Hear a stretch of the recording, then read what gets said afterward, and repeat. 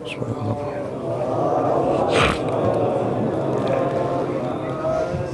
باللہ من الشیطان اللعین الرجیم بسم اللہ الرحمن الرحیم الحمدللہ رب العالمین والصلاة والسلام علی اشرف الانبیاء والمرسلین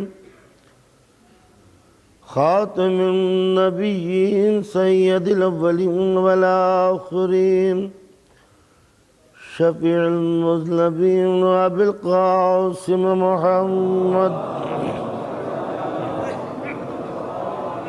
وآلہ الطیبین الطاہرین المعصومین المظلومین المنتجبین ولعنت اللہ علی اعدائهم اجمعین اما بعد فقد قال اللہ تعالی وتبارک فی القرآن الحکیم بسم اللہ الرحمن الرحیم فَعَقِمْ وَجْحَكَ لِلدِّينِ حَنِيفَةً فِطْرَةَ اللَّهِ الَّتِي فَطَرَ النَّاسَ عَلَيْهَا لَا تَبْدِيلَ لِخَلْقِ اللَّهِ ذَلِكَ الدِّينُ الْقَيِّمُ صلوات پڑھیں محمد والے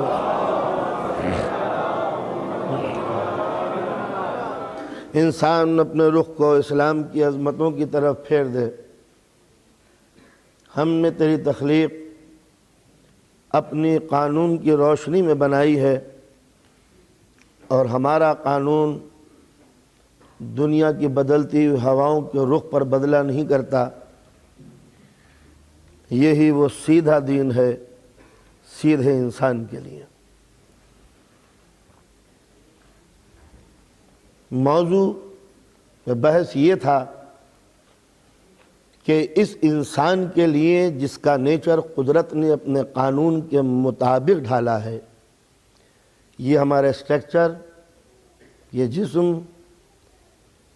جسم کی بناوٹ، یہ اس عنوان سے بنائی گئی ہے کہ خدا کے قانون کے سانچے میں یہ پوری طرح فل اپ ہو سکے۔ یہ جسم بنایا ہی اس لیے گیا ہے کہ الہی قانون، اسلامی کانسٹیٹیوشن، الہامی نظریات کے مطابق ہماری زندگی آگے بڑھ سکے۔ جب بھی انسان الہی قانون کے خلاف قدم اٹھاتا ہے، انسان کے جسم کی اندر کی بناوٹ، انسان کا اپنا نیچر، انسان کے اپنے خط و خال، چہرے سے لے کر پیر تک اس خلاف قانون منزل پر قدم رکھتے ہوئے گھبراتے ہیں۔ انسان جب بھی گناہ کی طرف، گناہ وہ کہ جو الہی قانون کے خلاف ہو، تو جب بھی انسان گناہ کی منزل پہ قدم رکھتا ہے، ضمیر انسانی اس عمل کو لائق نہیں کرتا۔ لہذا قدرت نے جو قانون بنائے ہیں وہ کچھ اس انداز سے کہ جو میرا ضمیر کہتا ہے وہی قانون کہتا ہے۔ اگر قانون کی آواز بھی سمجھ میں نہ آئے تو جو قانون کہتا ہے وہی معصوم کہتا ہے۔ تو معصوم کا قول وہی ہے جو قرآن کا، اور قرآن کا حکم وہی ہے جو ضمیر انسانی کا۔ نہ ضمیر قرآن کے خلاف ہے، نہ معصوم قرآن کے خلاف۔ یہی وجہ ہے کہ جب معصوم کہتا ہے تو قرآن اس کی تائید کرتا ہے، اور جو قرآن کہتا ہے نفس اس کو تسلیم کرتا ہے۔ تو جب انسان حق کی آواز پر لبیک کہتا ہے تو اس کا نام ہے مسلم۔ مسلم کے معنی ہے قانون کے آگے سر کو جھکا دینا، تسلیم و رضا کی منزل۔ یعنی جو آپ کہہ رہے ہیں میں اس کو ایکسیپٹ کر رہا ہوں، جی ہاں یہی ہے۔ تو جب میں نے قانون کے آگے سر جھکا لیا تو اس کے معنی ہے کہ قانون ہمیں ایکسیپٹ ہے، ہمیں منظور ہے، اس کے معنی ہوئے مسلم۔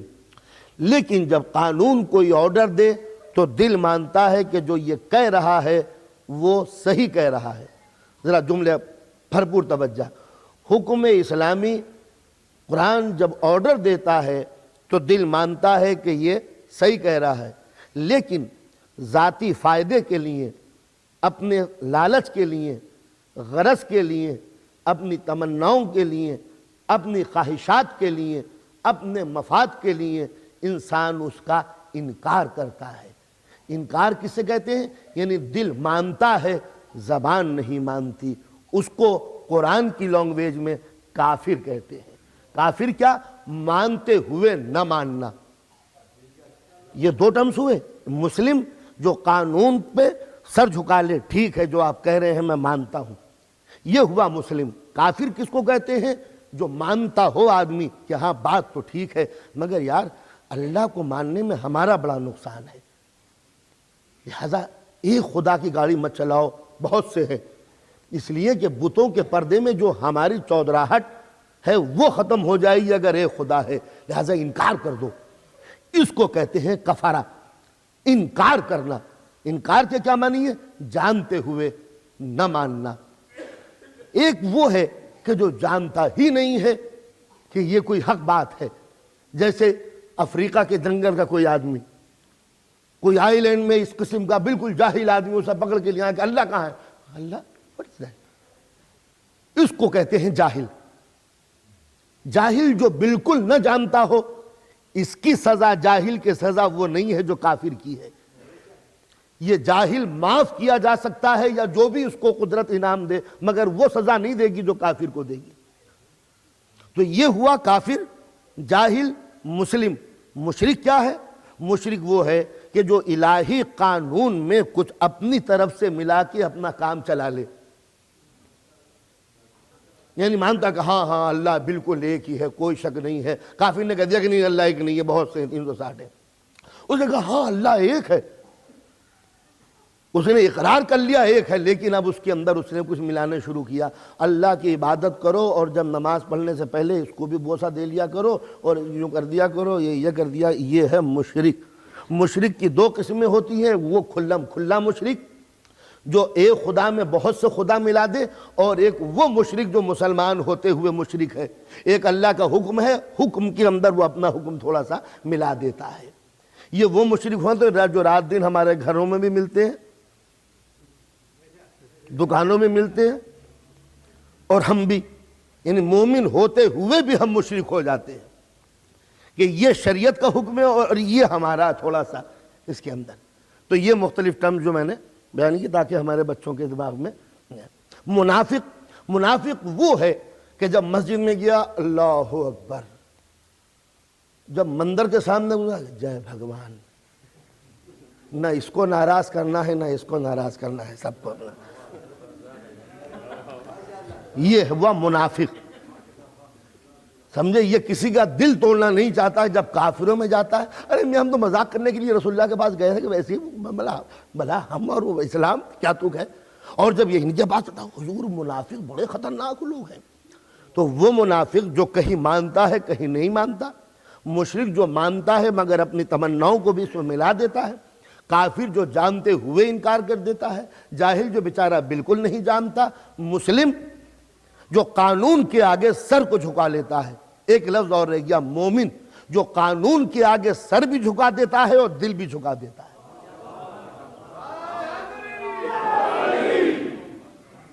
یہ مختلف ٹرمز ہیں جو میں نے صرف بچوں کے لیے بیان کی ہیں، اور اتنا مجھے امید ہے کہ شاید آپ اشرا بھولیں یا رکھیں، مجھے پرواہ نہیں، میری آج کی مجلس بھولیں یا یاد رکھیں، مگر جب گاڑی میں آپ بیٹھیں تو اپنے بچے کو اس کا ٹرانسلیشن ضرور سکھا دیں۔ مشرک، مومن، منافق، جاہل، یہ کیا کیا چیزیں ہیں، یہ ٹرمز ہمیں یاد ہونی چاہیے، چونکہ بہت سی چیزیں ہیں جو ہم پڑھتے چلے جاتے ہیں مگر اس کے ایکچول میننگ نہیں جانتے۔ ایک مرتبہ صلوات پڑھیں محمد علیہ۔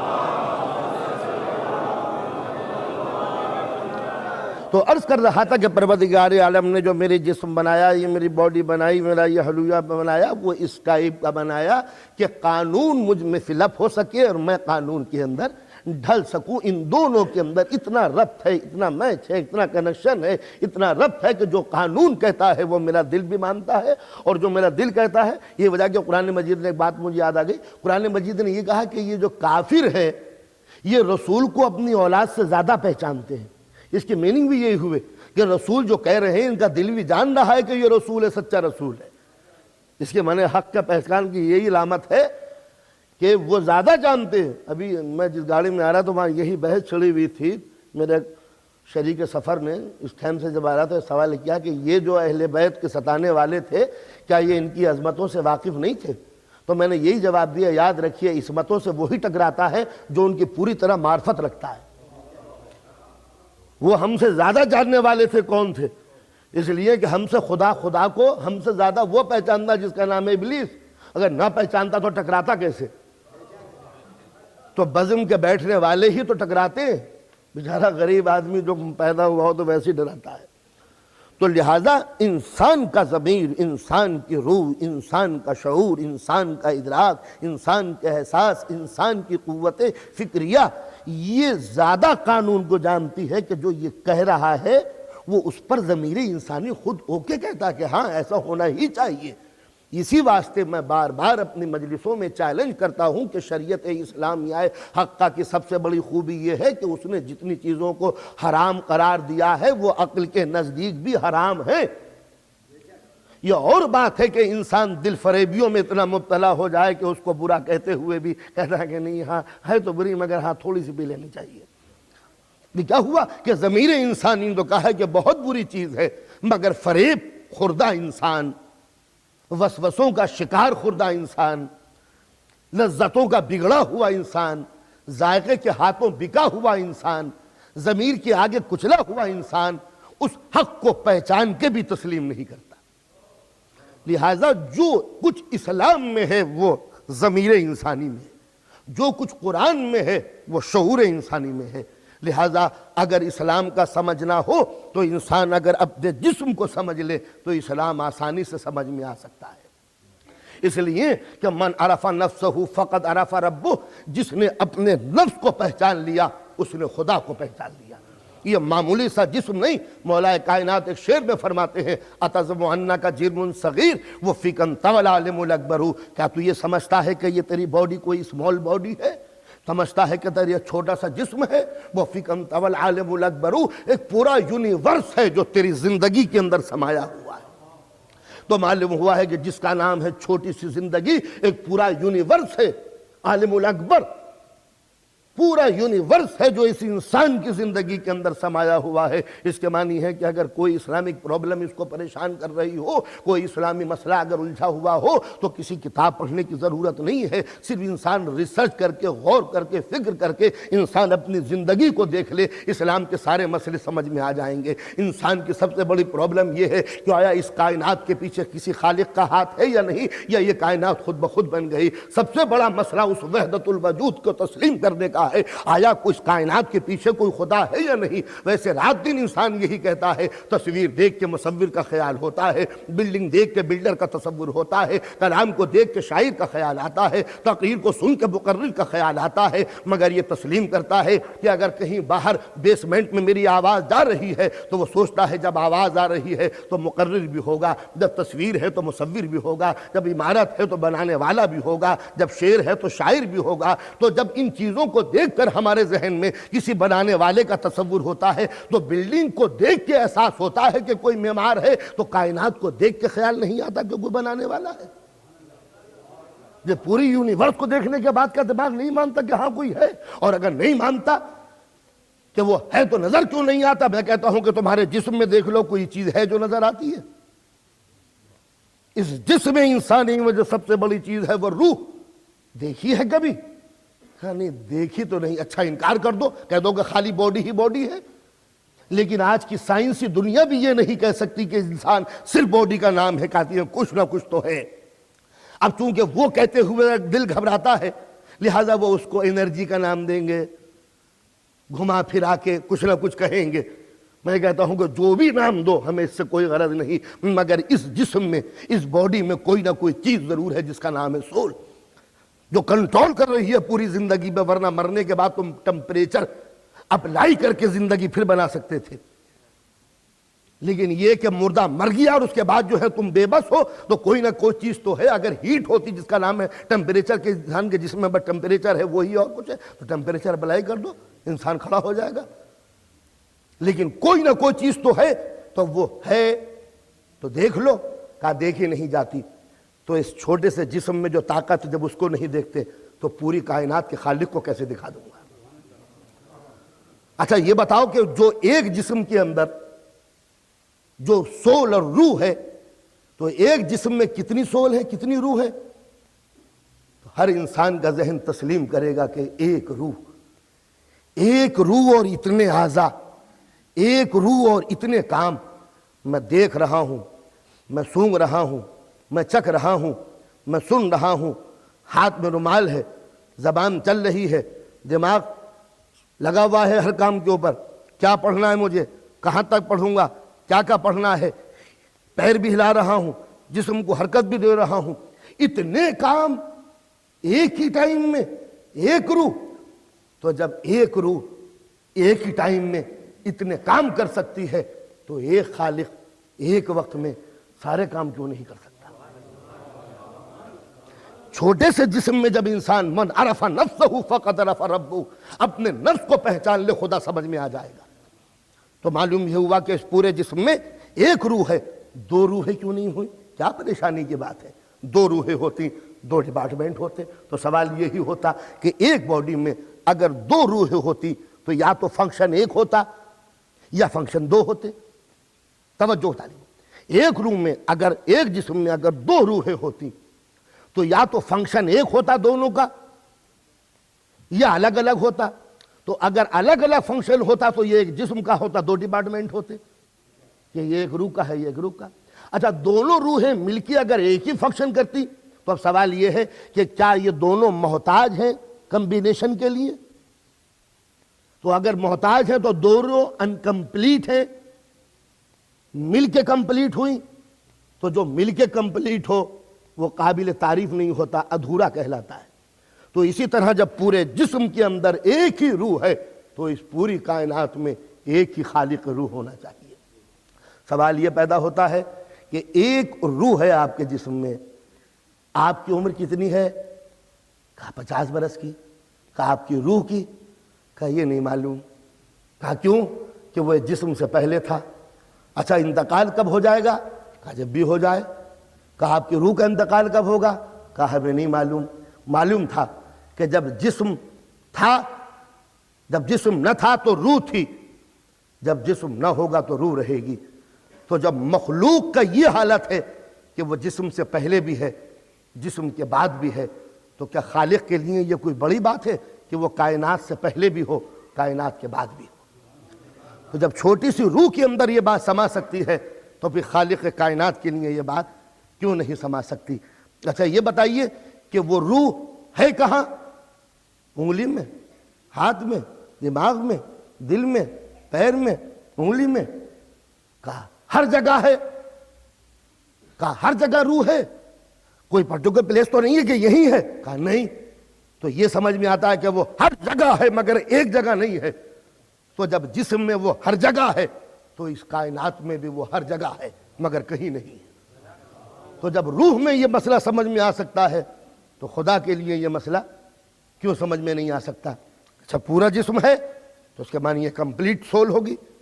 ہاتھ کاٹ دیجئے تو اس کے معنی کہ روح بھی کٹ گئی؟ انہوں نے کہا نہیں، روح اپنی جگہ پر ہے۔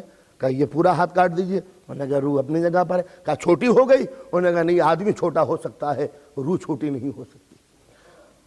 تو معلوم یہ ہوا کہ وہ، اب میں کہوں کہ ظرف مکان میں جب روح نہیں سما سکتی تو ظرف کائنات میں خدا کیسے سما جائے گا؟ جب یہ نہیں کہہ سکتے کہ چھوٹی ہو گئی، کٹ گئی، تو اس کے معنی ہے کہ جب کٹ گئی تو پھیل گئی ہوگی ادھر کو۔ انہوں نے کہا کہ نہیں، جسم کٹ سکتا ہے، وہ چھوٹی بڑی نہیں ہوتی۔ اچھا یہ بتائیے جب آپ 2 برس کے تھے آپ کی روح کی عمر کیا تھی؟ یہ بچی روح، یہ بوڑھی روح، یہ جوان روح؟ انہوں نے کہا کہ نہیں، چاہے آدمی بچہ ہو یا بوڑھا ہو یا جوان ہو، جسم میں تبدیلی آ سکتی ہے اور روح میں تبدیلی نہیں آ سکتی. تو جب روح چینج نہیں ہو سکتی تو لن تجد لسنت اللہ تبدیلا، تو اللہ کیسے تبدیل ہو جائے گا؟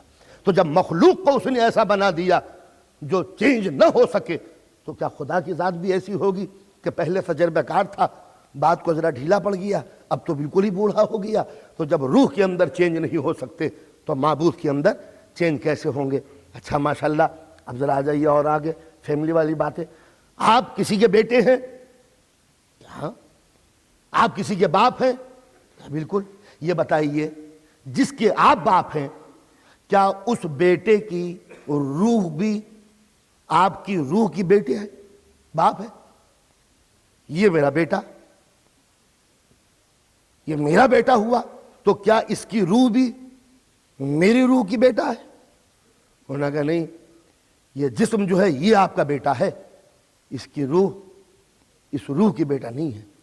معلوم ہوا کہ جسم کا بیٹا ہوا کرتا ہے، روح کا بیٹا نہیں ہوا کرتا. اچھا جب روح کا بیٹا نہیں ہوتا تو کیا میرا باپ جو ہے یہ اس کی روح میرے روح کی باپ ہوگی؟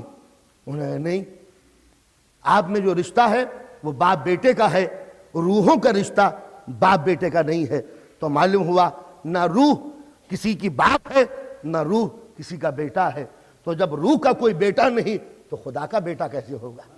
جب روح کا کوئی باپ نہیں تو خدا کا باپ کیسے ہوگا؟ کہتے کہ میاں وہ لم یلد وہ لم یولد، نہ وہ کسی کا بیٹا ہے نہ کسی کا باپ ہے، تو اس طرح کہہ سکتے ہیں نہ روح نہ کسی کی اولاد ہے نہ روح کا کوئی باپ ہے. صلوات پڑھیں محمد والے. من عرف نفسہ، جس نے اپنے نفس کو پہچان لیا اس نے اپنے خدا کو پہچان لیا. کس قدر اسلامی باتیں ہیں ہمارے جسم کے اندر. تو آپ آئیے، یہ تو ہوئی بیٹے کی منزل کہ کوئی بیٹا نہیں ہے. اب جو مذہب یہ کہتا ہو کہ خدا کے بھی ایک بیٹا ہوا تو وہ مذہب یہ بھی کہتا ہے کہ خدا کی ایک بیوی بھی ہوئی. اس لیے کہ جب بیٹا تسلیم کیا تو بیوی کو تسلیم کرنا پڑے گا. جب بیوی کو تسلیم کرنا پڑا تو جسم اور باڈی کو تسلیم کرنا پڑے گا. اس لیے کہ شادی جسم کی ہوتی ہے، شادی روح کی نہیں ہوتی. آپ کی شادی کب ہوئی تھی؟ انہوں نے کہا جب 25 برس کے تھے. پر آپ کی روح کی شادی کب ہوئی تھی؟ انہوں نے کہا کہ روح تو کنواری ہے. روح کنواری؟ ارے وہ شادی نہیں ہوگی روح کی. انہوں نے کہا نہیں، شادی جسموں کی ہوا کرتی ہے، روح کی شادی نہیں ہوگی. تو کیا روح کو ضرورت نہیں ہے؟ انہوں نے کہا نہیں، یہ صرف جسم کے تقاضے ہیں، روح ان تقاضوں سے بہت بلند چیز ہے، اس کا کوئی تعلق نہیں ہے. تو معلوم یہ ہوا کہ جب اس روح کو بیوی کی ضرورت نہیں تو خدا کو بیوی کی ضرورت کیوں پڑی؟ تو اس کے معنی یہ ہے کہ اچھا ہی کیا آدم کے بیٹوں نے خدا کے بیٹوں کو صلیب پہ چڑھا دیا، کراس پہ. اچھا نہیں ہوا؟ خدا کا بیٹا آیا تھا، یہودیوں نے پکڑ کے اسے کراس پہ چڑھا دیا، جیسس کرائسٹ کو. خدا کا بیٹا تھا. اچھا ہوا، یوں کہہ رہا ہوں کہ ایک آدم کے جب اتنی جنریشن ہے کہ دنیا کو پلاننگ کی ضرورت پڑنے لگی، تو اگر کہیں آدم کی نسل کے ساتھ ساتھ یہ خدا کی نسل بھی چلنے لگتی تو اس کے لیے تو no space, no room in the world, you can go there. تو اس کے معنی یہ ہے کہ خلاف عقل بات ہے. خلاف عقل بات ہے تو دل نہیں مانتا. جب دل نہیں مانتا تو خلاف مذہب ہوئی. تو یہی ہے اسلام. کیا ہے؟ جس کو دل تسلیم کرتا ہو، جس کو دل تسلیم کرتا ہو. تو جب روح ایک مجرد شے ہے کہ جس کو شادی کی ضرورت نہیں پڑتی. اب ایک مسئلہ بائی دا وے جو ہمارے نوجوانوں کو بعض اوقات الجھنوں میں مبتلا کر دیتا ہے کہ جنت یہ روح کی لذت کا نام ہے یا جسم کی لذت کا نام؟ پرابلم یہ پیدا ہوئی کہ روح یہ جنت میں جائے گی. جنت جو ہے وہ روح کے جانے کی جگہ ہے یا جسم کے جانے کی جگہ ہے؟ تو اگر یہ روح کے جانے کی جگہ ہے تب تو یہ حور وغیرہ یہ سب غلط بات ہے.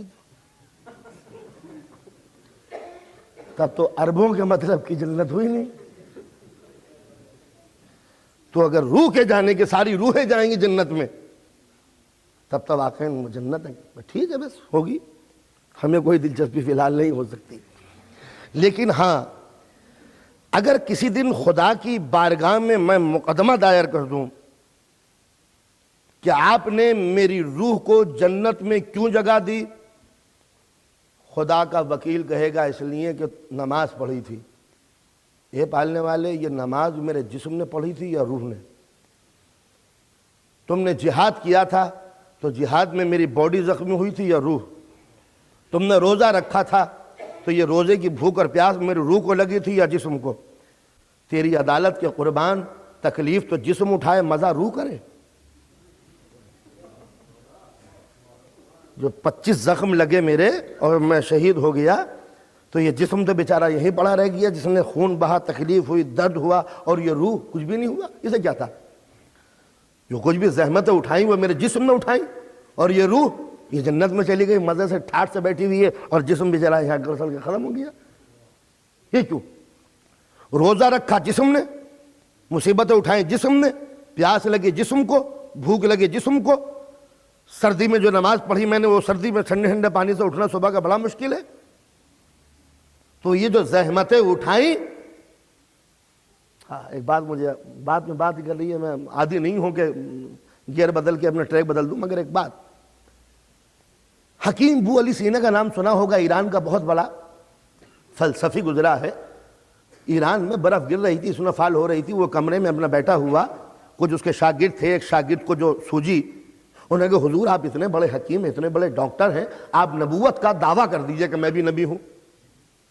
تو یہ تو آدمی موڈ ہو اور موقع اچھا ہو تو نبوت کا دعویٰ کرنے میں کیا, وہ موقع ملے تو خدائی کا دعویٰ کر دے, کوئی پریشانی ہے؟ کہا حضور آج تو آپ دعویٰ نبوت کر ہی دیجئے. تو انہوں نے کہا کہ ہاں صحیح کہہ رہے ہو. سارے شاگردوں نے کہا حضور بس بڑا اچھا موقع ہے, دعویٰ نبوت کر دیجئے. حکیم بو علی سینا نے کچھ سوچا, انہوں نے کہا ہاں تم ٹھیک کہتے ہو, میں دعویٰ نبوت صبح کو کر دوں گا. ایسا کرو ذرا پانی لے آؤ باہر جا کے. اب سنو فال, سردی ہو رہی ہے. انہوں نے کہا حضور بہت سردی ہے, بہت سردی ہے, ذرا ٹھہر جائیے. پھر دوسرے سے کہا ذرا پانی لے آؤ. انہوں نے کہا خیل صدو کو جو بہت سردی ہے. ایک ایک سے کہا, خاموش ہو گئے. حکیم بو علی سینا بھی لیٹ گئے. یہ جس مکان میں, جس کمرے میں, جس روم میں تھے, وہ ایک مسجد کا روم تھا. اس کے باہر ایک حوض تھی جس پر برف جمی چکی تھی. سنو, دیکھا کہ ایک بوڑھا عصا ٹیکتا ہوا آیا, نماز صبح کا وقت ہو گیا تھا. اس نے کپڑے اتارے, برف توڑا اور وضو کرنا شروع کیا, نماز پڑھنے کے لیے چلا گیا. حکیم بو علی سینا نے اپنے شاگردوں کو اٹھایا, دیکھو سچے نبی میں جھوٹے نبی میں یہی فرق ہوتا ہے.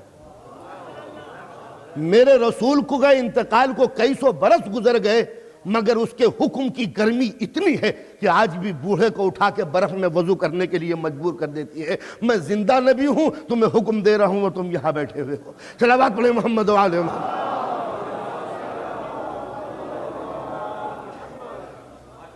تو عرض کر رہا تھا, یہ تو صرف ٹریک بدلا تھا ذرا, تاکہ صبح کو میرا نوجوان بے نمازی نہ بنے.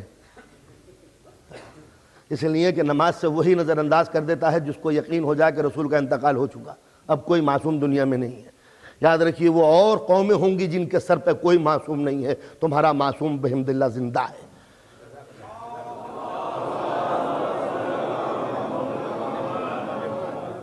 آپ کا رہبر زندہ ہے, آپ کا امام زندہ ہے, تو ظاہر ہے کہ جس کا ماسٹر زندہ ہو اس کا غلام سویا نہیں کرتا, اس لیے کہ ماسٹر جاگ رہا ہے. ورنہ پھر توہین کا الزام آ جائے گا کہ ماسٹر کھڑا ہوا ہے اور آپ سو رہے ہیں.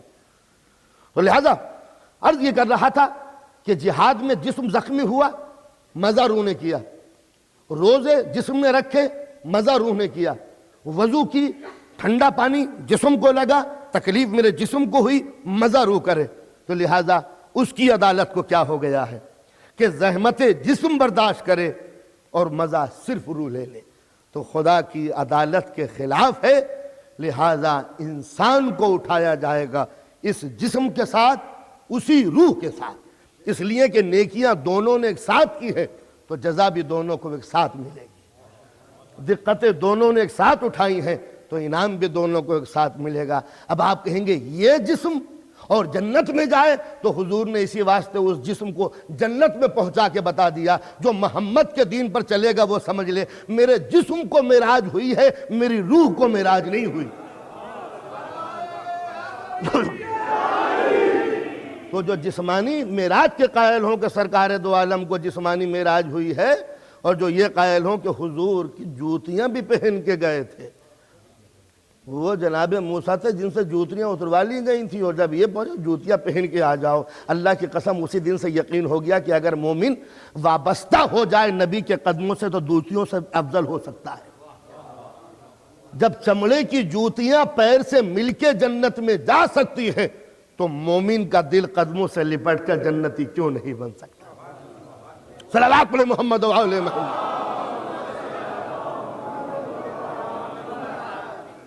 تو لہٰذا جنت نام ہے جسم اور روح کے اتحاد کے انعام کا، دونوں نے مل کے چونکہ زحمتیں کی ہیں لہٰذا ان کو انعام جنت میں ملنا چاہیے۔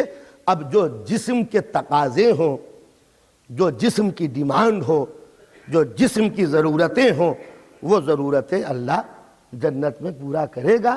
اب بائی دا وے ایک بات مومنین کہتے ہیں، کہنی نہیں چاہیے ممبر پہ، مگر میں نہیں چاہتا کہ کسی نوجوان کے ذہن میں کوئی شبہ رہ جائے۔ انہوں نے کہا صاحب یہ مردوں کو تو حوریں ملیں گی، اگلا جملہ آپ خود سوچ لیں۔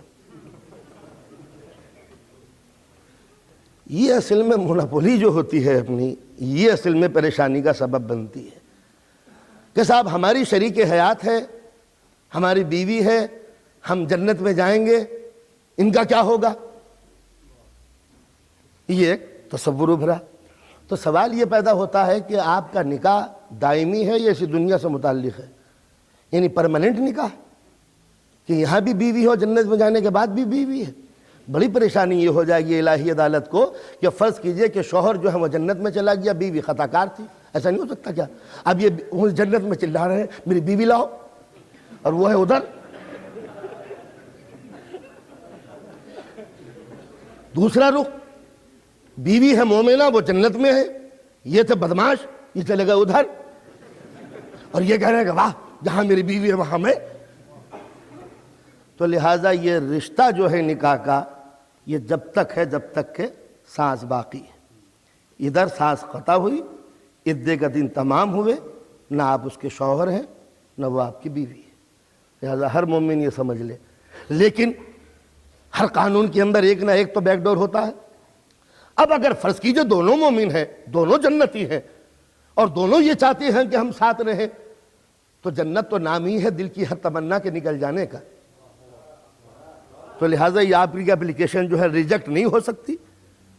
لیکن جو کفو کا حکم ہے کہ جس صلاحیت کا شوہر ہوگا اسی صلاحیت کی بیوی ہوگی، قانون وہاں بھی ہوگا۔ یہ ناممکن ہے کہ شوہر 7 درجے والی جنت میں ہو اور بیوی دوسری درجے والی جنت میں ہو، دونوں کو ایک کر دیا جائے، نہیں، جہاں پر جو بھی مطالبہ ہو قدرت کا۔ تو لہٰذا اب ایک بات اور ہے کہ صاحب قرآن مجید میں عورتوں کے کفوں کا تذکرہ کیوں نہیں ہے، مردوں کے حوروں کا تذکرہ کیوں ہے؟ بس اس فضیلت کے لیے میں بتانا چاہتا تھا، چونکہ یہ یورپ ہے لہٰذا یہ باتیں ہم انڈیا میں پاکستان میں نہیں کہہ سکتے، یہاں چونکہ بہت ایڈوانس ہے، لہٰذا ایڈوانس لوگوں کے لیے ایڈوانس مجلس ہے۔ یہ عورت کی عزت اور شرافت کا قرآن نے سب سے بڑا ثبوت دیا ہے۔ اس سے بڑھ کر عورتوں کی کوئی رسپیکٹ قرآن مجید دکھا ہی نہیں سکتا تھا کہ اس نے جنت حاصل کرنے کے لیے مردوں کو ترغیب دی ہے حوروں کا نام لے کے، یہ بتانے کے لیے کہ یہ مرد اتنا خود غرض ہے کہ جب تک کہ حوروں کا ذکر نہ کیا جائے اسے جنت میں مزہ نہیں آتا، مگر عورت وہ بلند منزلت کی حامل ہے کہ اس کے لیے کسی لالچ کا ذکر کی ضرورت نہیں ہے۔ اور میں آپ کو ایک بات بتا دوں کہ قدرت نے عورتوں کی کہاں کہاں رسپیکٹ کی ہے۔ سورہ حل عطا کے اندر آپ پڑھ جائیں، جنت کی ساری نعمتوں کا تذکرہ ہے، اور یاد رکھیں کہ سورہ حل عطا کے معنی صرف پنجتن پاک کی شان میں آیا ہے اور کسی کے نہیں۔ حل عطا صرف پنجتن پاک کی شان میں آیا ہے، اس میں کوئی شریک ہی نہیں ہے، بلا شرکت غیر، لاک لگا ہوا ہے کہ کوئی داخل ہی نہیں ہو سکتا۔ سورہ حل عطا کے متعلق سب کا یہی خیال ہے۔ تو سورہ حل اتی میں جو جنت کا تذکرہ ہے تو جنت کی ہر نعمت کا تذکرہ ہے مگر حور کا تذکرہ نہیں ہے. توجہ کا طالب ہوں. سورہ حل اتی میں جنت کی ہر نعمت کا تذکرہ ہے مگر حور کا تذکرہ نہیں ہے. پالنے والے جب جنت کی ہر لذت کا تذکرہ ہے تو حور کا تذکرہ کیوں نہیں ہے؟ اس لیے کہ یہ پنجتن پاک کی شان میں آئی ہے جس میں فاطمہ موجود ہے. تو فاطمہ جس بزم میں بیٹھی ہو وہاں حوروں کا تذکرہ نہیں کریں گے. صلوات پڑھیں محمد و آل محمد.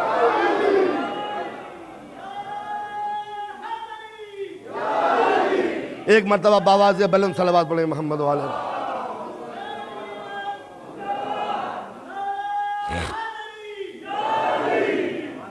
تو آپ نے اندازہ لگایا کہ پروردگار عالم نے ایک انسان کے جسم کے اندر ایسا نظام بنایا کہ انسان اگر ہوش میں آنکھ کھول کے اپنی زندگی کو دیکھے تو اسلام کے سارے مسئلے اس کی سمجھ میں آ سکتے ہیں.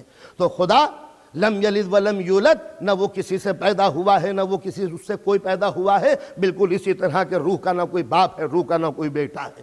روح نہ چھوٹی ہو سکتی ہے نہ روح بڑی ہو سکتی ہے. روح کی نہ کوئی شریک حیات ہے نہ روح کی زندگی کے لیے کسی ساتھی کی ضرورت ہے. جب ایک جسم کے اندر ایک روح کی مثال لی جا سکتی ہے تو پوری کائنات میں خدا کا تصور کیوں پیش نہیں کیا جا سکتا؟ اب ذرا اندازہ ملاحظہ فرمائیے کہ روح کہ ہاتھ میں یہ پورا نظام جسمانی ہے. آپ نے غذا کھائی، غذا معدے میں پہنچی، تبدیل ہوئی، بلڈ بنا، خون محفوظ ہوا. اب یہ روح کا کام ہے کہ دماغ کو آرڈر دے کہ تم ڈسٹریبیوٹ کرو. انصاف سے بتائیے، خون کا خزانہ ہے مگر یہ روح کا نظام عدالت ہے کہ ہر چیز کو اتنا ہی مل رہا ہے جتنی اس کو ضرورت ہو. بالوں کو سیاہی، دانتوں کو سفیدی، نگاہوں کے اندر روشنی، کان میں سننے کی طاقت، ناخون میں بڑھنے کی طاقت، جسم میں توانائیاں، جگر کو خون، وہ ساری چیزیں ڈسٹریبیوٹ ہوتی چلی جا رہی ہیں. معلوم ہوتا ہے کہ چھوٹی سی دنیا کے اندر کس قدر جسٹس ہے، کس قدر انصاف ہے، کس قدر عدالت ہے. معلوم ہوا کہ جو نظام روح کے ہاتھوں میں ہوتا ہے وہاں عدالت ہوتی ہے، تو جو نظام خدا کے ہاتھوں میں ہوگا وہ عدل کیوں نہ ہوگا؟ اس لیے قدرت کے لیے شرط واجب آئی کہ وہ قدرت عادل ہے، وہ رحیم ہے. بتاؤ روح ظالم ہے جسم پر یا رحیم؟ وہ کریم ہے، بتاؤ روح کریم ہے یا غیر کریم؟ وہ ستار ہے، عیبوں کو چھپانے والی، بتاؤ کہ نہ جانے کتنے عیب ہیں جس کو یہ روح چھپائے ہوئے ہے. ورنہ اگر کوئی بدماش ہے تو لکھ دیا جاتا کہ یہ بدماش ہے، کوئی غاصب ہے تو لکھ دیا جاتا کہ یہ غاصب ہے، کوئی چور ہے تو لکھ دیا جاتا کہ یہ چور ہے. مگر انسان جرم کرتا ہے، روح چھپا لیتی ہے. اسی طرح جیسے انسان جرم کرتا ہے خدا چھپا لیتا ہے. تو جب وہ کائنات میں ستار ہے یہ روح میں ستار ہے.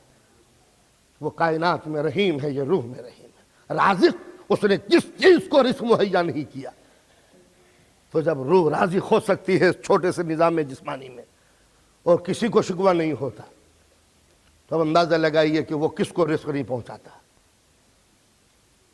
ہر جانور، کسی جانور کو یہ گلہ نہیں ہوگا کہ میں بھوکا مر گیا. آپ نے غور نہیں کیا میں نے کیا بات کہہ دی؟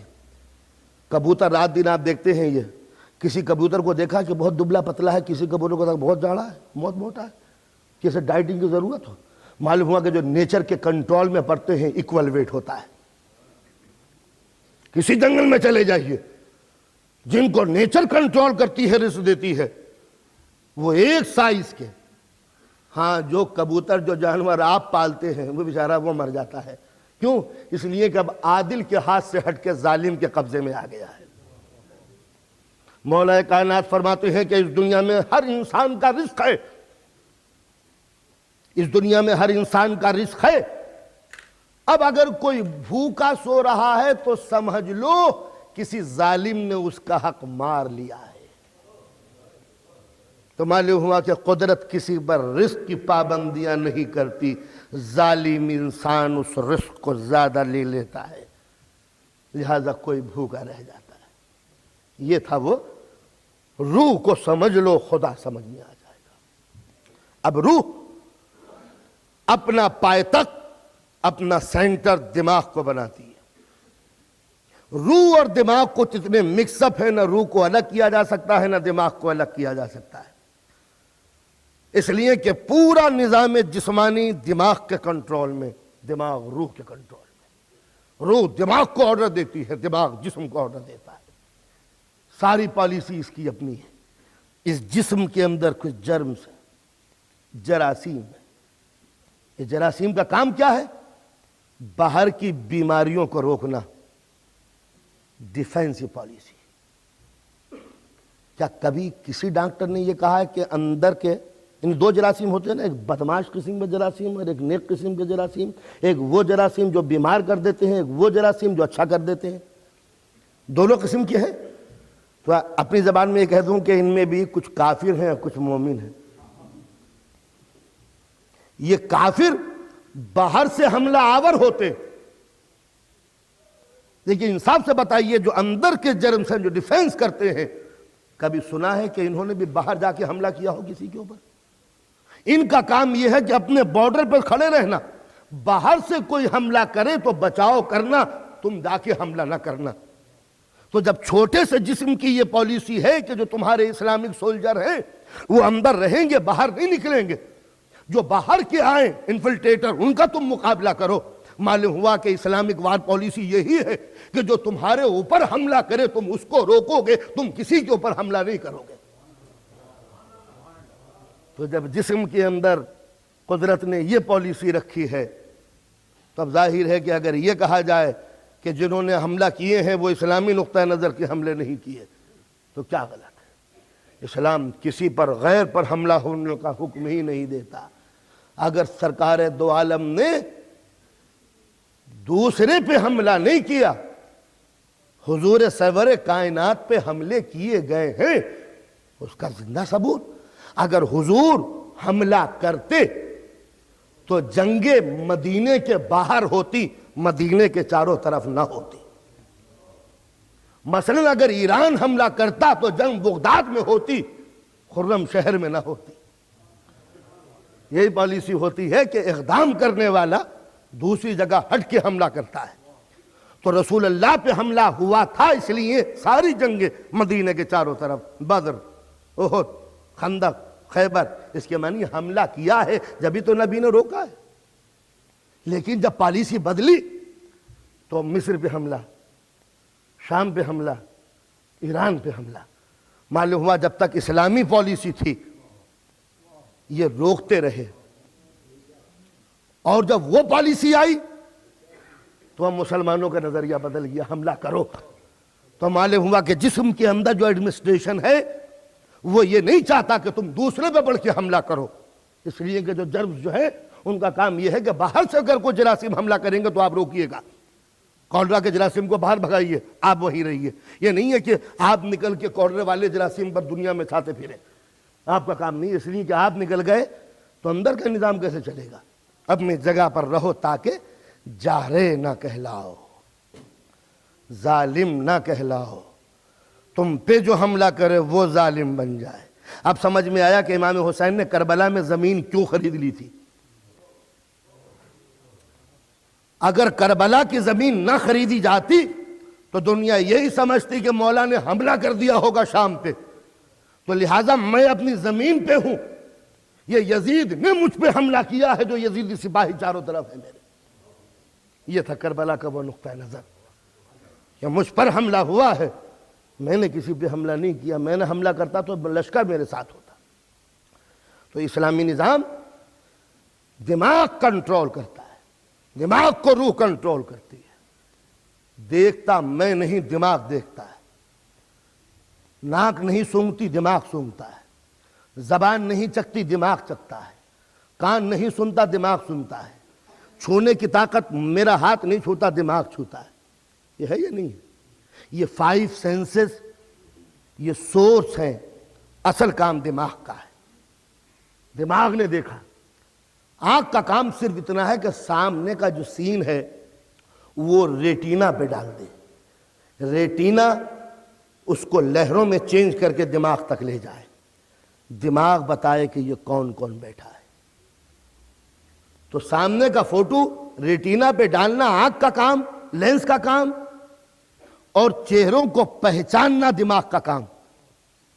अच्छा, दिमाग अपना अगर फंक्शन छोड़ दे तो रेटिना पे तस्वीरें तो आएंगी मगर पहचान ना हो सकेगी कौन है।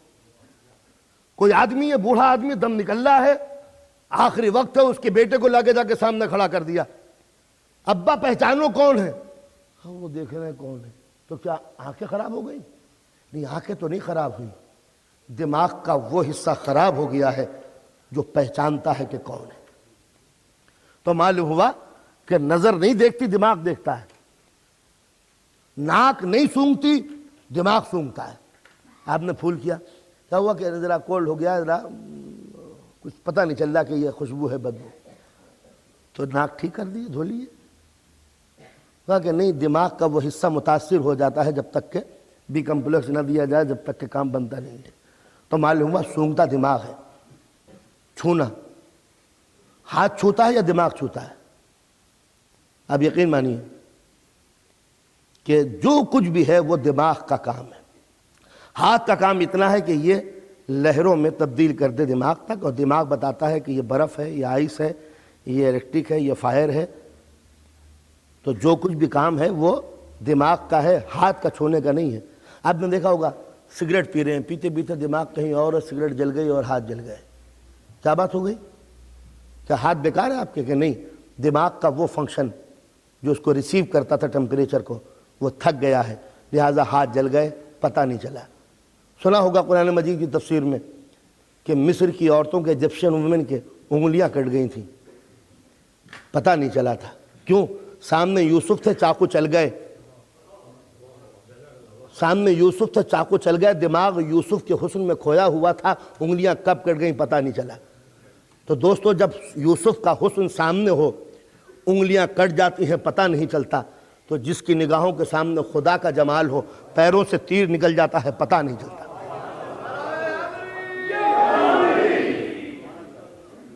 تو معلوم یہ ہوا کہ جتنے بھی یہ 5 سینس ہیں، ہمارے 5 قوتیں،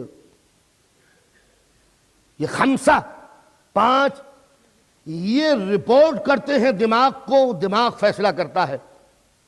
تو معلوم ہوا کہ ان کے بغیر بات نہیں پہنچتی نا۔ ایک بات جملہ کہہ دوں، توجہ، ہر کام دماغ کرتا ہے، سونگتا دماغ ہے، چکتا دماغ ہے، سنتا دماغ ہے، چھوتا دماغ ہے، سب کچھ ہے۔ کوئی من چلا نیا سائنسداں آیا کہ جب آنکھ نہیں دیکھتی دماغ دیکھتا ہے تو ڈائریکٹ دماغ ہی کو کیوں نہ دکھائیں؟ جب کان نہیں سنتا دماغ سنتا ہے تو ڈائریکٹ کان کی مدد کیوں لیں؟ ڈائریکٹ دماغ پہ کوئی ایسا وائر فٹ کر دیں جو دماغ تک پہنچے۔ جب زبان نہیں چکھتی دماغ ہی چکھتا ہے ذائقے کو، تو ٹیسٹ کو بتانے کے لیے زبان کی کیا ضرورت ہے؟ ڈائریکٹ دماغ کو کیوں نہ بتائیں کہ یہ نمکی ہے، یہ میٹھا ہے، یا کڑوا ہے، کھٹا ہے، کیا ہے؟ تو دماغ کہے گا جب تک 5 کا سہارا نہیں لوگے بات سننے کے لیے تیار نہیں۔ ذرا سوچو دوستو، جب چھوٹے سے جسم میں بغیر 5 کی مدد کے دماغ کو چیز ریسیو کرنے کے لیے تیار نہیں ہے، تو بغیر پنجتن پاک کے صدقے کے خدا بھی سننے کے لیے تیار نہیں۔ وسیلہ لے کے آؤ، سورس لے کے آؤ، گو بٹوین لے کے آؤ، تو بات ماننے کے لیے تیار ہو۔ معلوم ہوا کہ نظام جسمانی کے اندر بھی ذریعہ ہے، وسیلہ ہے، گو بٹوین ہے، اور اگر کوئی یہ بتا کہ ہم تو ڈائریکٹ خدا تک پہنچائیں گے، یہ پنجتن پاک کا واسطہ کیوں دیں؟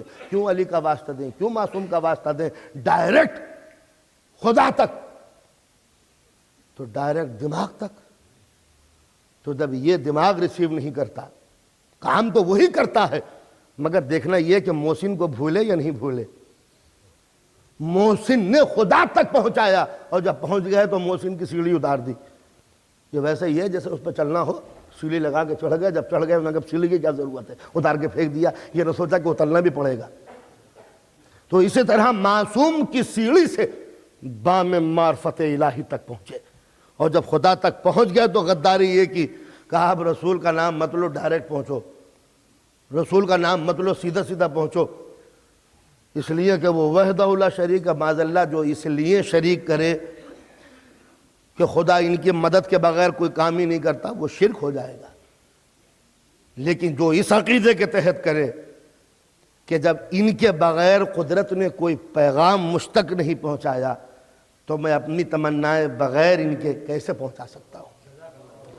وہ قرآن ڈائریکٹ اتار دیتا تو میں بھی جانتا، نماز ڈائریکٹ اتار دیتا تو میں بھی سمجھتا، روزہ سیدھا سیدھا آتا تو میں بھی جانتا۔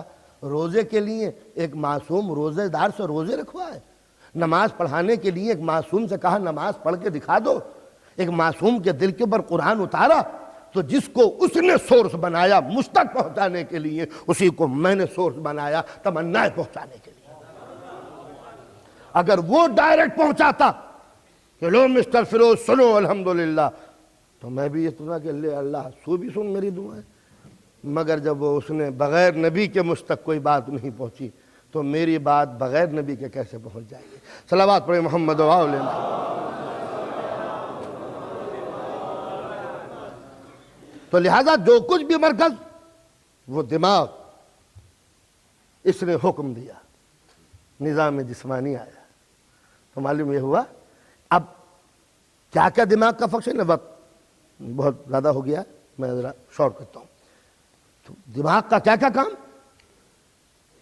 زندگی کے تمام کام اسی دماغ کے ذمہ۔ کپڑا خریدا، اس میں ذرا سا کٹا ہوا تھا، یہ نہیں لیں گے کپڑا خراب کٹا ہوا ہے، یہ اسپوٹ آ گیا ہے، میں دھبا یہ کپڑا نہیں لیں گے۔ چائے پی، ایک مکھی گری ہوئی تھی، چائے کیا لائے، خراب مکھی پڑی ہوئی ہے اس میں۔ کھانا کھایا، ارے پتھر تھا پھینک دیا، ارے پتھر ہے کھا لو، مکھی ہے، کیا پریشانی کی بات ہے؟ کہا نہیں، جس چیز میں خطا شامل ہو اس کو روح تسلیم کرنے کے لیے تیار نہیں ہے، جس میں خرابی ہو اس کو دل ماننے کے لیے تیار نہیں ہے، جس میں نجاست ہو اس کو من تسلیم کرنے کے لیے تیار نہیں ہے۔ تو جب چھوٹے سے جسم میں عصمت کا قانون چل رہا ہے تو پوری کائنات میں بغیر معصوم کے کام کیسے بنے گا؟ جسم کے لیے غذا چاہتے ہو پاک، اور روح کی دوا نجس۔ جب اس کے لیے اتنی احتیاط چاہتے ہو، بالکل کور رہے، ملک بالکل ٹائٹ رہے، کھلے بھی اگر کوئی بوٹل آ گئی واپس کر دی، یہ سب کھلی ہوئی ہے، اوپن ہے، ہم نہیں لیں گے۔ کیوں؟ ہو سکتا ہے جرمز آ جائے۔ کوئی بوٹل ہے پیک، وہی لیں گے، کھلی ہوئی ہے، لو کوک پیو، نہیں پئیں گے، کیوں؟ کھلا ہوا ہے، ہو سکتا ہے نجاست آ جائے۔ تو اس جسم کے لیے وہ غذا چاہیے جس میں رچ نہ ہو، تو روح کے لیے بھی وہ غذا چاہیے جس میں نجاست نہ ہو۔ تو جب دنیاوی کمپنی کا بھیجا ہوا چاہتے ہیں پیک، کمپنی نے پیک کیا ہو، تو قدرت نے روح کی غذا بھی وہ دی جو کمپنی کی طرف سے پیکڈ ہے۔ انما یرید اللہ لیذھب عنکم الرجس اہل البیت ویطہرکم تطہیرا۔ ہم گارنٹی دیتے ہیں کہ یہ پاک ہے۔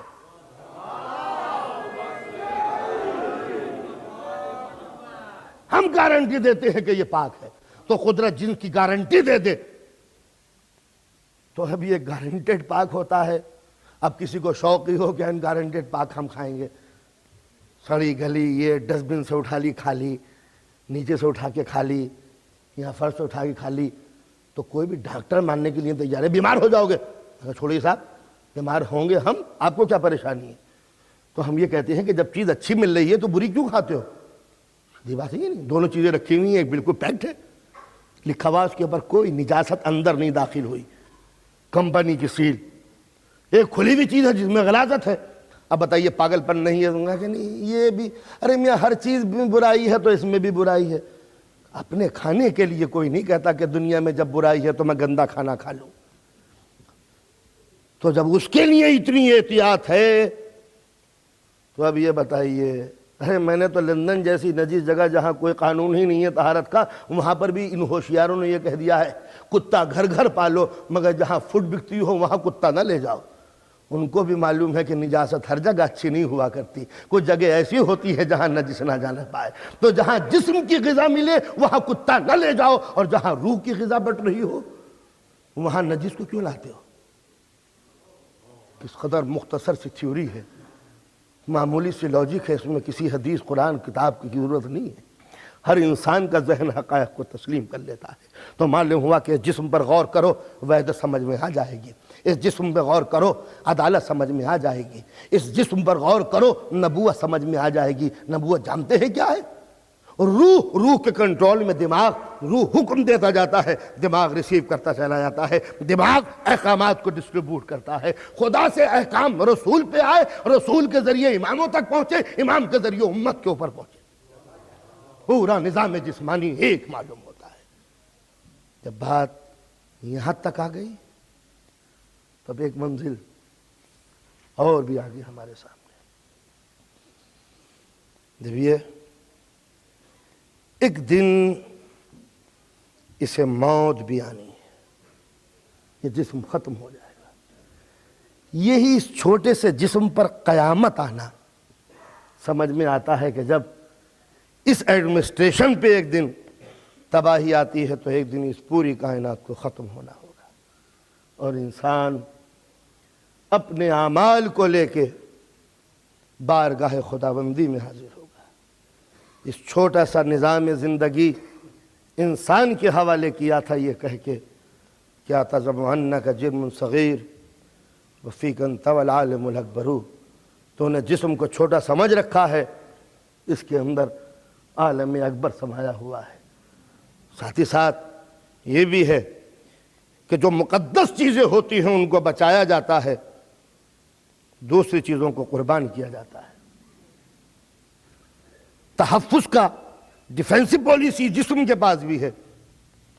میں آپ کے ایک ہاتھ اس طریقے سے رسید کروں پیر کی طرف تو یہ بھی کہیں گے کہ میں بھی نوجوان ہوں، یہ فورس اپلائی کیجئے۔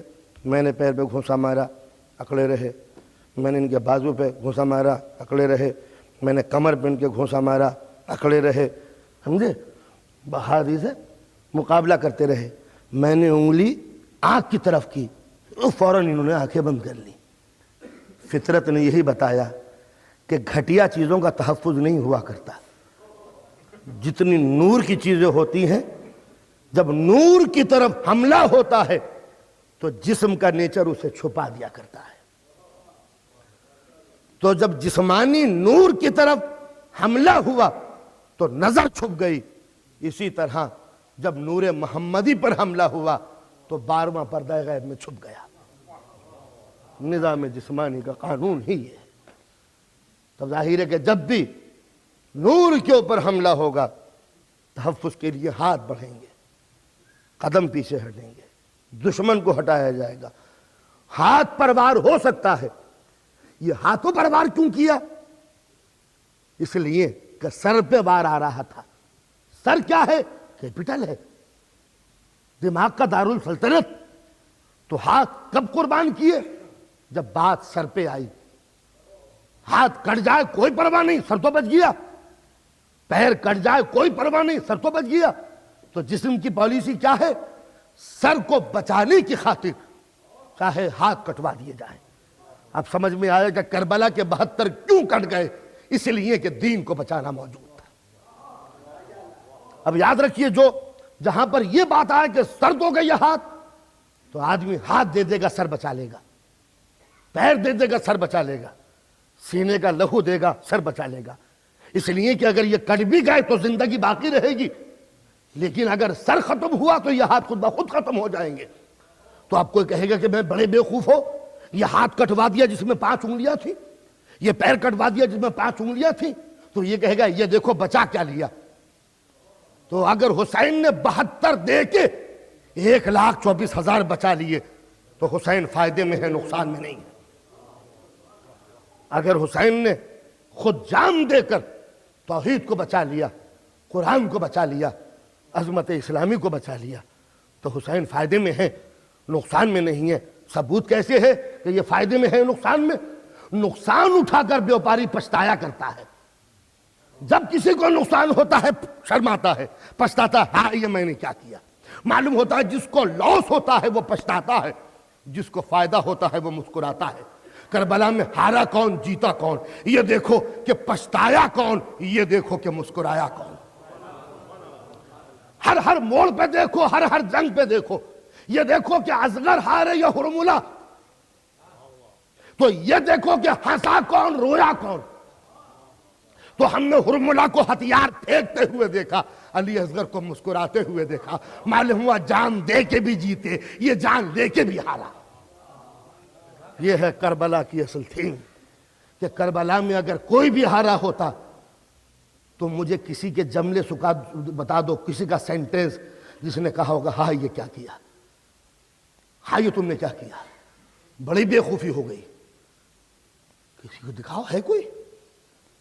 جوان سے پوچھو یہ اچھا ہوا یا برا، بچے سے پوچھو اچھا ہوا یا برا۔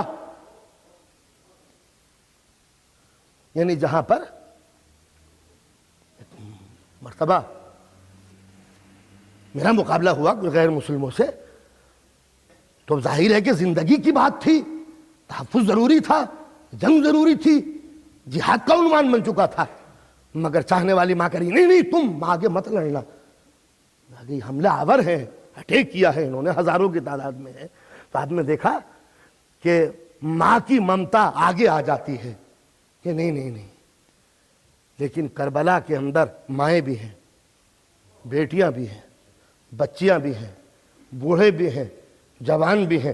کوئی مجھے ایک واقعہ چھوٹی سے چھوٹی جھوٹی سے جھوٹی حدیث دکھا دو کہ بہن نے کہا حسین تم نے یہ کیا کیا، بیوی نے یہ کہا ہو ہائے تم نے یہ کیا کیا، میرے بیٹے کو کٹوا دیا ہائے یہ کیا کیا، میرے بچے کو لے جا کے مار ڈالا ہائے یہ کیا کیا، ہمیں گھر سے باہر نکال کے پریشان کر دیا ہائے یہ کیا کیا۔ ایسا کہ نہیں ہوتا؟ جنہوں نے اپنے وطن چھوڑے ہیں مصیبتوں میں آ کے، کیا ان کی بیویاں نہیں کہتی کہ ہم پھنس گئے یہاں پر آ کے، یہ کیا کیا تم نے وطن چھوڑ کے؟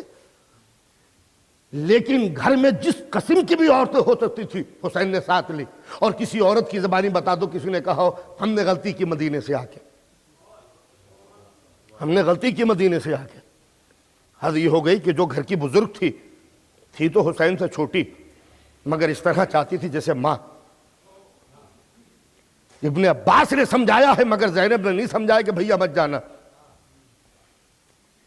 ابن عباس غیر ہیں، کربلا کا ذہن نہیں رکھتے اپنے دماغ میں، ان کا نام حسین نے فہرست میں نہیں رکھا، اس کا خود ایک ثبوت ہے کہ تمہارے دل میں وہ ضبط نہیں ہے جو اسلام کو اس وقت ضرورت ہے۔ تو زینب سے یہ بھی نہیں کہا کہ چلو، آرڈر نہیں دیا کہ بہن چلو، قطعاً نہیں۔ جب آرڈر نہیں دیا تو زینب خود کہتی ہیں بھیا میں بھی جاؤں گی۔ اب مولا کیا کہیں؟ اسلام کا اصول، اسلام کو ضرورت ہے زینب کی، مگر اسلامی کنسٹیٹیوشن یہ ہے کہ عورت پابند ہے شوہر کی۔ اسلام کو ضرورت ہے زینب کی، اور اسلام کا قانون یہ ہے کہ عورت پابند ہے شوہر کی۔ زینب نے کہا بھیا میں بھی جاؤں گی۔ حسین نے عجیب و غریب جملہ کہا جو اسلام کا قانون ہے، زینب تم عبداللہ کی شریک حیات ہو، بغیر ان کی مرضی کے جانا جائز نہیں ہے۔ یعنی اسلام کو ضرورت ہوتے ہوئے بھی حسین نے قانون سامنے رکھا ہے۔ گئی، جانے کے بعد عبداللہ کے سامنے بیٹھ گئی۔ عبداللہ معلوم ہے کہ میرے بھائی جا رہے ہیں؟ کہاں؟ زینب مجھے معلوم ہے، میں بیمار نہ ہوتا تو جاتا، میں بیمار نہ ہوتا تو جاتا۔ زینب کہتی ہے عبداللہ تمہیں معلوم ہے کہ میرے بھائی چلے جائیں گے، اور تمہیں یہ بھی معلوم ہے میرا بھائی شہید ہونے جا رہا ہے؟ کہ ہاں رسول نے اطلاع دی ہے۔ کہ عبداللہ تمہیں یہ معلوم ہے کہ زینب بغیر بھائی کے زندہ نہیں رہے گی؟ زینب بغیر بھائی کے زندہ نہیں رہے گی، اور تمہیں یہ بھی معلوم ہے کہ میرا بھیا مدینے سے جا کے زندہ نہیں رہے گا۔ عبداللہ نے کہا زینب کہنا کیا چاہتی ہو؟ سننا تھا کہ زینب نے ہاتھ جوڑ کے سر جھکا لیا۔ عبداللہ کھڑے ہو گئے، علی کی بیٹی مجھے گنہگار کر رہی ہو؟ میں صحت مند ہوتا تو میں چلتا۔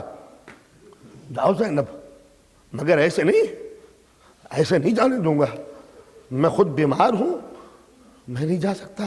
میرے دونوں بیٹوں کو لے جاؤ، میرے دونوں بیٹوں کو لے جاؤ، میری طرف سے قربان کر دینا۔ تو انصاف سے بتائیے کہ کہاں وہ ماں کا جذبہ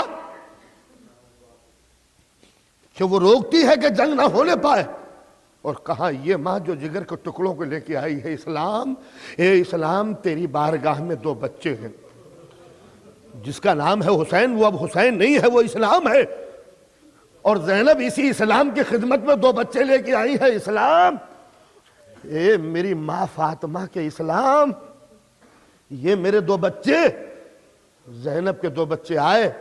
انصاف سے بتائیے شوہر یہ کہہ سکتا تھا کہ جو رشتہ ہے، جو رشتے کی نزاکتیں ہر انسان محسوس کرتا ہے، جو بہنیں بھائیوں کو زیادہ چاہتی ہیں، وہ شوہروں کے دل پہ ایک اثر رہتا ہے اس کا تو عبداللہ کو یہ کہنا چاہیے تھا خود تو جا رہی ہو، میرے بچوں کو بھی لے جا رہی ہو، لیکن عبداللہ نے کہا نہیں زینب میری طرف سے یہ شہید ہوں گے۔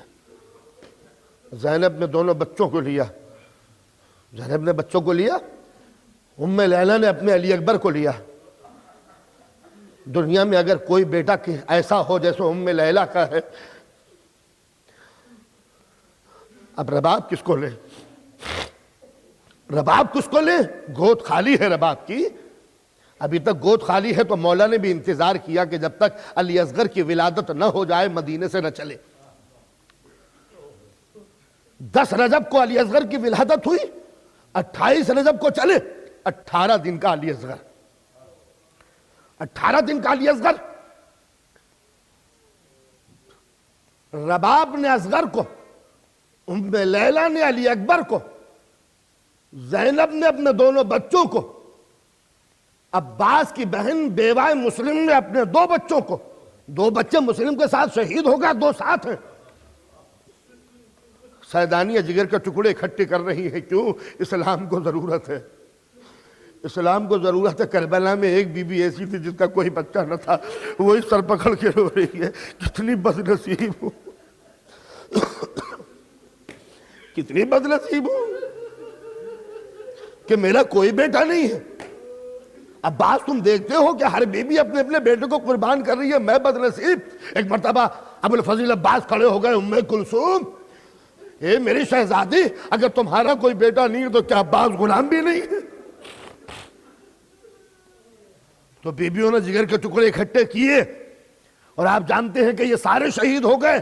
مجھے کوئی مثال بتاؤ کہ کسی ماں نے طلب کے یہ کہا ہو ہائے بڑی غلطی ہوئی جو بیٹے کو لے آئی، ہائے بڑی غلطی ہوئی جو جگر کے ٹکڑے کو قربان کر دیا۔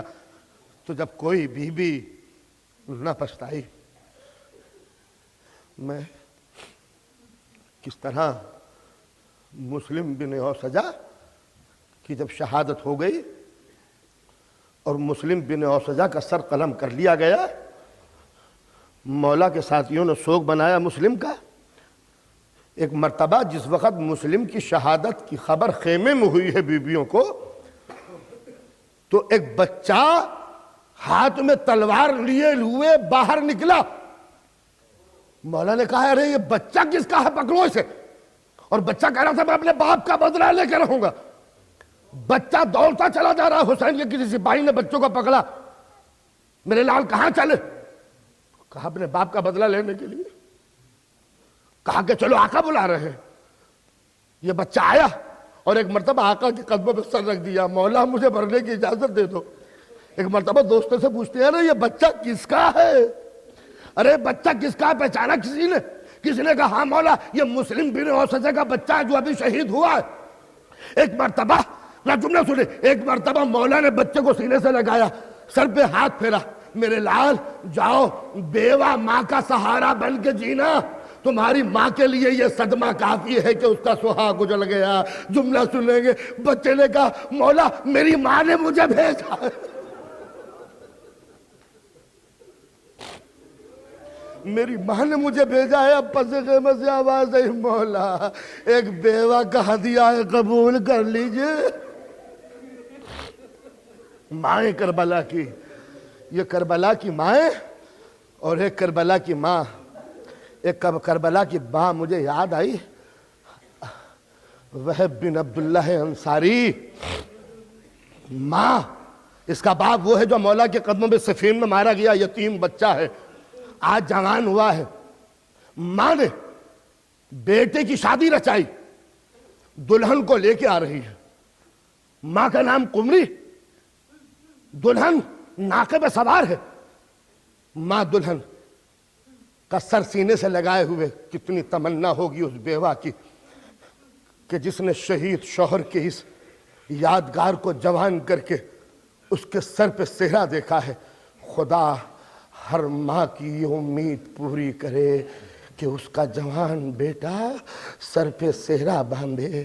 قمری کی دلی تمنا پوری ہوئی، بیٹے کے سر پہ صحرا دیکھا، دلہن کو لے کے آئی، سفر کر رہی تھی، ایک مرتبہ آواز دی، بیٹا یہ ہجوم کیسا ہے، یہ لشکر کیسا ہے، یہ کیسے پڑاؤ ہے، معلوم ہوتا ہے کوئی جنگ ہونے والی ہے، وہب ذرا جا کے دیکھو کہ یہ جنگ کس سے ہو رہی ہے۔ شادی کو مشکل سے 12 یا 13 دن گزرے ہیں، کربلا کا دولہا نہ کہوں تو کس کو کہوں۔ گیا آیا، ماں یزید کا لشکر۔ کہا یزید کا؟ کس سے جنگ ہو رہی ہے؟ کس سے جنگ ہو رہی ہے؟ میرا دل دھڑک رہا ہے، یزید اور جنگ، بیٹا کس سے؟ کہا کوئی مدینے کا رہنے والا حسین ہے۔ مدینے کا حسین، وہی حسین جس کے باپ کے قدموں پہ تیرے باپ نے سر رکھ کے دم توڑ دیا، میرا شہزادہ حسین، تیرے باپ کا آقا حسین۔ میرے لال رخ پھیر دے، اب ہم کوفہ نہیں جائیں گے، ہم یہی رہیں گے۔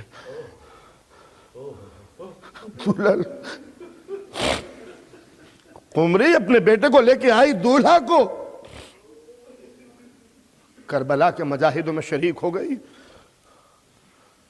عبداللہ وہب جب لڑنے کے لیے گیا، جنگ کی، شہید ہوا۔ جس وقت گرا ہے اور اشقیاء نے چاروں طرف سے گھیر لیا، ایک مرتبہ مولا کو پکارا، مولا مدد کو آؤ، اور مولا بعد کو چلے، ایک مرتبہ خیمے سے نکل کر دلہن آگے بڑھی اور جملہ کہتی ہے، وہب اکیلے جا رہے ہو؟ اکیلے نہیں جانے دوں گی۔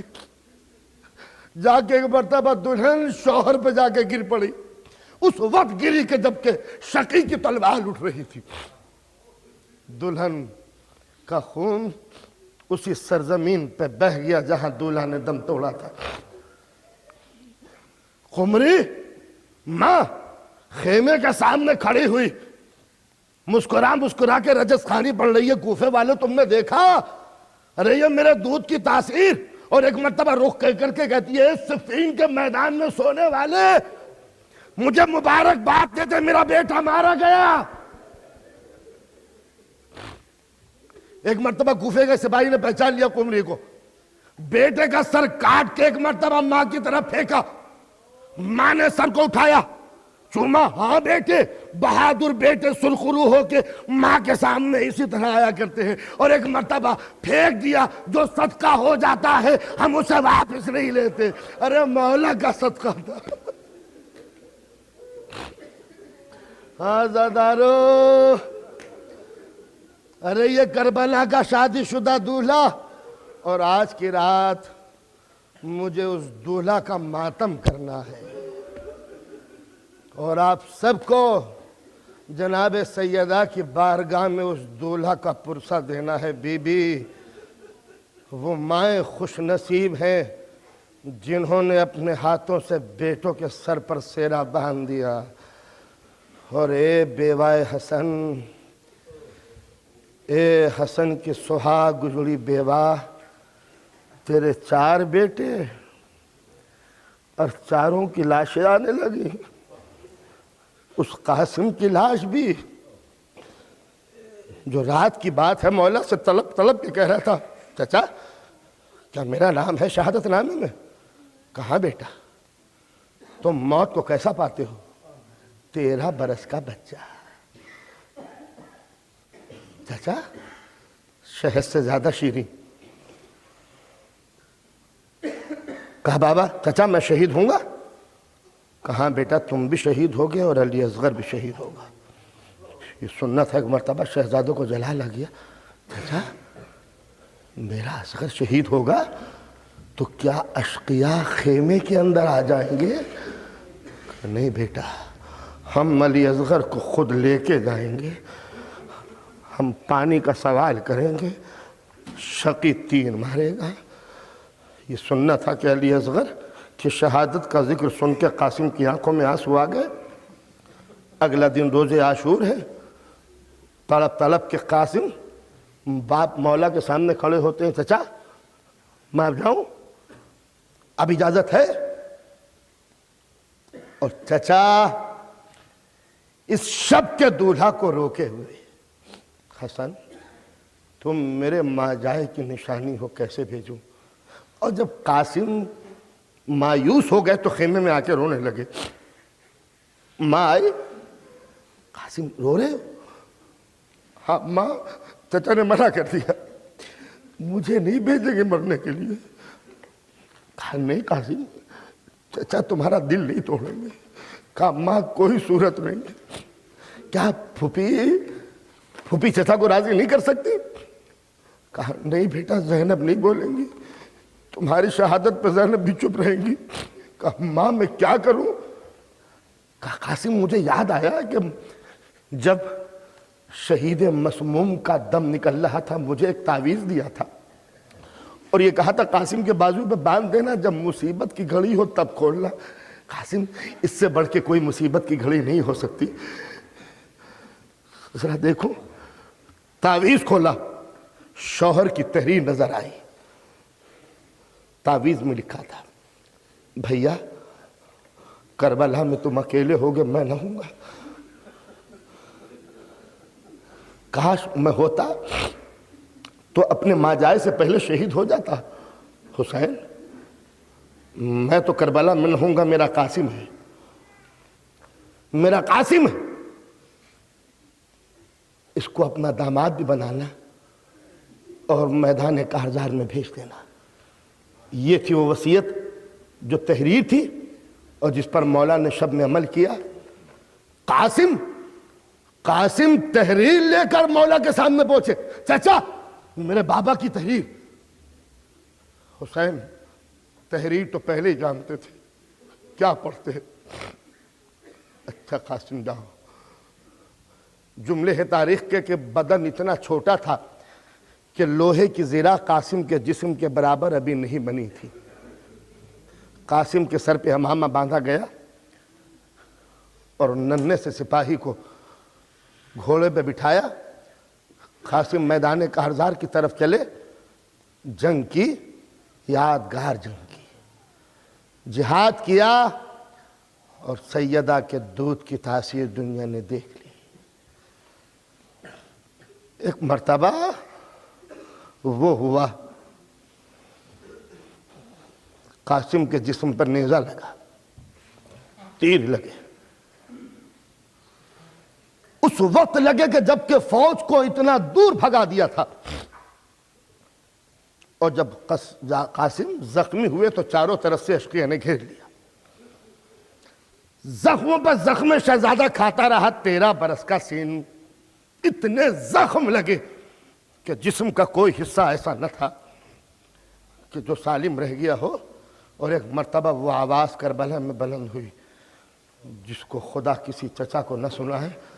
قاسم آواز دے رہے تھے، چچا میری مدد کو آ جاؤ، چچا میری مدد کو آ جاؤ۔ کربلا کی تاریخ پڑھ لیجئے، کسی شہید نے 1 یا 2 مرتبہ کے علاوہ زیادہ مولا کو نہیں پکارا، مگر قاسم کی آواز بار بار آتی تھی، چچا جلدی آؤ، چچا جلدی آؤ، چچا جلدی آؤ، چچا جلدی آؤ۔ ہر ایک لمحے کے بعد قاسم آواز دیتا، چچا جلدی۔ اور مورخ کہتا ہے کہ ہوا یہ کہ جب قاسم کو چاروں طرف سے گھیر لیا اور حسین اور عباس چلے مدد کے لیے تو لشکر بھاگا، اور جب لشکر بھاگا تو قاسم کی لاش گھوڑوں تلے پامال ہونے لگی۔ ارے جب کوئی گھوڑے کی ٹاپ قاسم کے جسم پہ رکھی جاتی، قاسم آواز دیتے، اے چچا مدد کو آؤ، اے چچا مدد کو آؤ۔ اور حسین اس وقت پہنچے جب حسن کی کمائی خاک میں مل چکی تھی۔ ایک مرتبہ مولا رونے لگے، ارے خاک ہو اس چچا کی زندگی پر کہ اے بھتیجے، ارے تو مجھے مدد کے لیے پکار رہا ہو اور تیرا چچا مدد کے لیے نہ آئے۔ یہ جملہ کہ تم مجھے پکارے اور تیرا چچا مدد کے لیے نہ آئے۔ پھر قاسم کا جنازہ اٹھا۔ مورخ نے جملہ لکھا کہ جب حسین نے قاسم کو گھوڑے پہ بٹھایا تو ہاتھ سے اٹھا کر قاسم کو گھوڑے پہ بٹھایا، اور اب لکھا ہے کہ اب جو مولا نے قاسم کو اٹھایا تو حسین کے قد سے زیادہ قاسم کا قد تھا، گھوڑوں سے اتنا پامال ہو چکا تھا۔ ارے کس طرح یہ لاشا خیمے میں گیا ہوگا، کبرا شملاج کی مائے ہوئی کونے میں رو رہی ہے، ادھر سیدانیوں نے چاروں طرف سے قاسم کی لاش کو گھیر لیا، اور ایک مرتبہ مادر قاسم کہتی ہے زینب ارے مجھے مبارک باد دو، میرا بیٹا دولہا بن گیا۔ اجرکم اللہ خیر جزا ولعنت اللہ علی الظالمین اللہ